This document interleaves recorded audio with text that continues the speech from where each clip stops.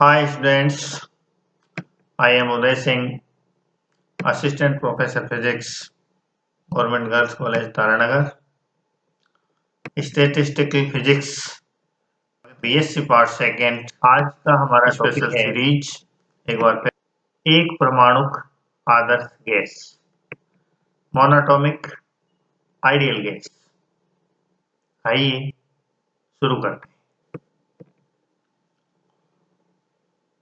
आयतन V के एक कक्ष में किसी एक परमाणु गैस पर विचार करते हैं जिसमें कैपिटल N अणु है तथा प्रत्येक अणु का द्रव्यमान स्मॉल m है।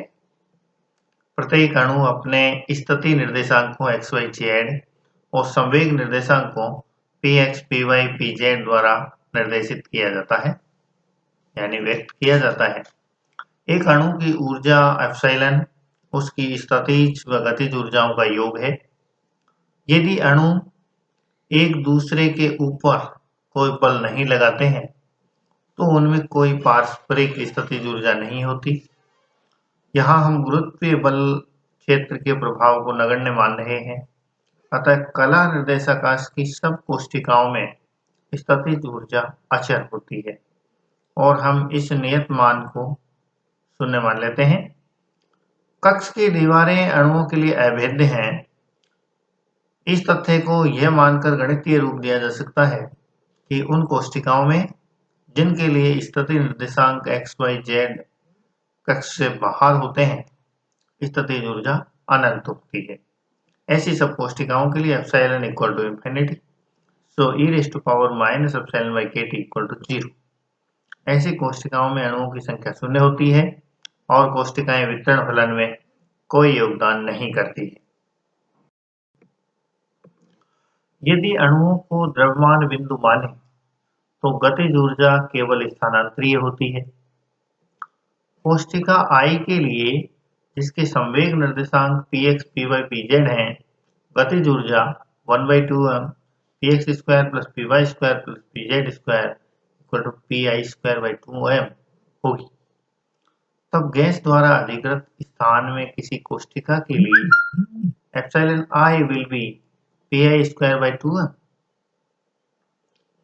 अतः संवितरण फलन partition function z equal to summation I e raised to power minus pi square by 2m kt।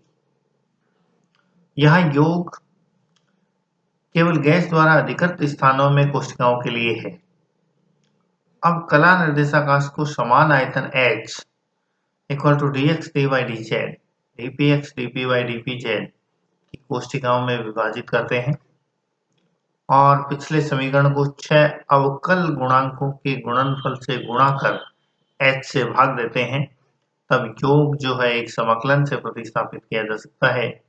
z equal to 1/h hexa integral e raised to power minus p square by 2m kt dx dy dz dpx dpy dpz that equal to 1/h triple integration dpx dx dy dz minus infinite to infinite e raised to power minus px square by 2m kt dpx minus infinite to infinite e raised to power minus py square 2m kt dpy and minus infinity to plus infinity e raised to power minus pz square upon twice m kt dpz। x, y और z पर triple integral gas द्वारा अधिकृत कुल आयतन के तुल्य है। एकल समाकलनों में से प्रत्येक का मान twice m kt raised to power half होगा। स्टैंडर्ड इंटीग्रल है ये, तो z बराबर हो जाएगा v/h 2πm kt raised to power 3/2। लेकिन IV कोष्ठिका में अणुओं की संख्या ni will be n/z e raised to power minus epsilon by kt होती है, जिससे ni will be nh upon v 2πm kt raised to power minus 3/2 e raised to power minus pi square upon 2m kt। प्रावस्था समष्टि में यदि इस कोष्ठिका I को एक आयतन अल्पांश के रूप में मान लें तो इस आयतन अल्पांश में अणुओं की संख्या होगी d6n equal to n by v 2 pi m kt raised to power minus 3 by 2 e raised to power minus p square upon 2 m kt dx dy dz dpx dpy dpz, जहां हमने 6 अवकलनों पर आश्रित होने के कारण अल्पांशों में अणुओं की संख्या को d6n लिखा। अब समीकरण 5 को px, py, pz के सब मानों पर समाकलन करें तो सामान्य आकाश में बंटन प्राप्त होता है और इससे d3n will be n by v 2 pi m kt raised to power minus 3 by 2 2 pi m kt raised to power 3 by 2 dx dy dz।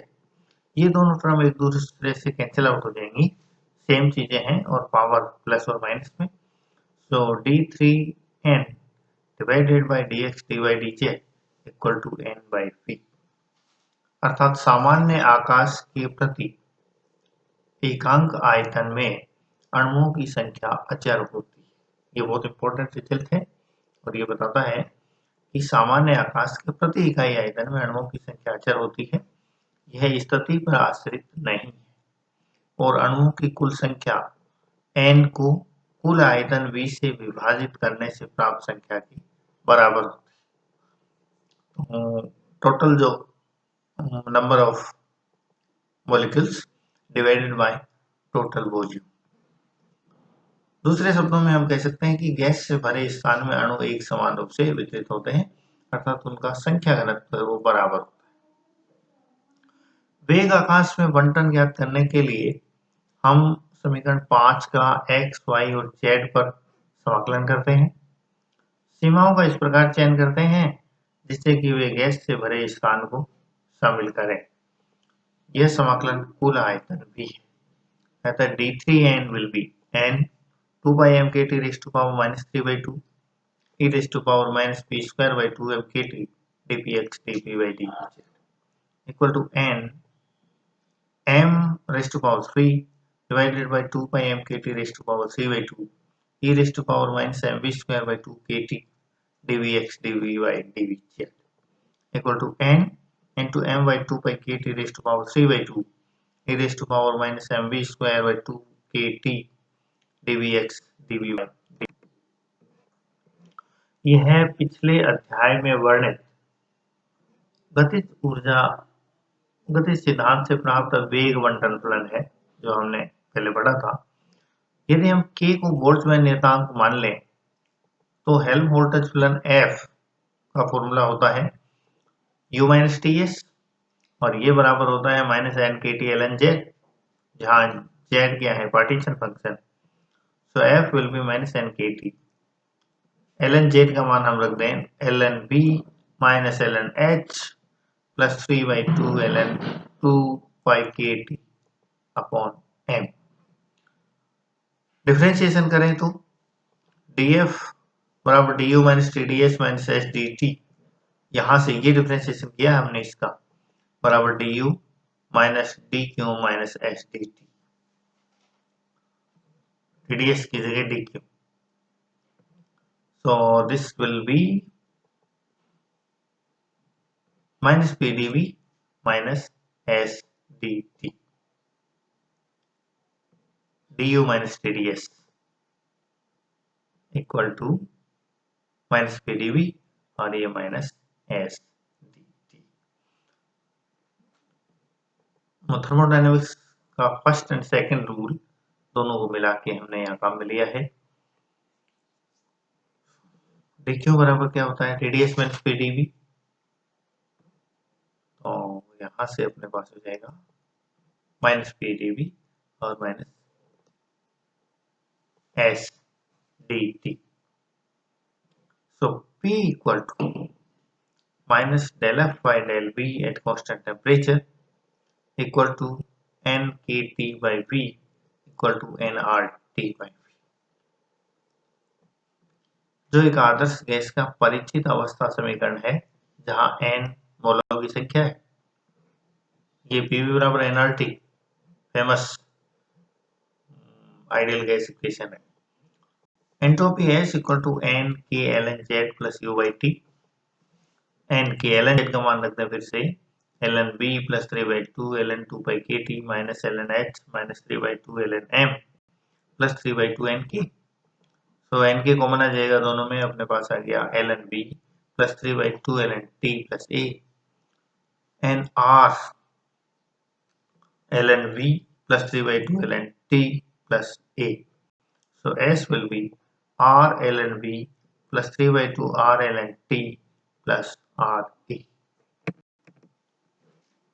जहां a उन सब पदों का योग है जो t या v पर निर्भर नहीं है, तथा s मोलर विशिष्ट एंट्रोपी S/n।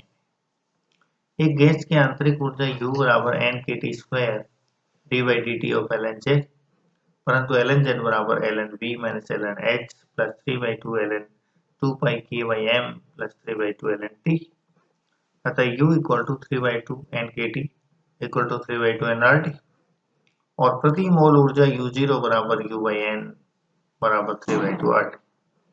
इसलिए स्थिर आयतन पर मोलर विशिष्ट ऊष्मा Cv will be del U by del T of U0 at constant volume. ये हो जाएगी 3/2 R, क्योंकि इसका T के सापेक्ष जब हम अवकलन करेंगे तो ये आ जाएगी 3/2 R, जो अणुगति सिद्धांत तथा सम विभाजन सिद्धांत से व्युत्पन्न परिणाम से सहमति में है। यही हमें काइनेटिक थ्योरी ऑफ गैसेज और इक्विपार्टीशन थ्योरी ऑफ गैसेज दोनों से यही प्राप्त होता है कि स्थिर आयतन विशिष्ट ऊष्मा 3/2 R होती है। इसका मतलब ये हुआ कि एक परमाणु गैस के लिए मैक्सवेल बोल्ट्जमैन सांख्यिकी बिल्कुल वही रिजल्ट देती है जो काइनेटिक थ्योरी ऑफ गैसेज देती है या इक्विपार्टीशन थ्योरी देती है। इसका मतलब ये एकदम सत्य है। तो ये रहा हमारा monoatomic gas, monoatomic ideal gas या एक परमाणु आदर्श गैस। थैंक्स।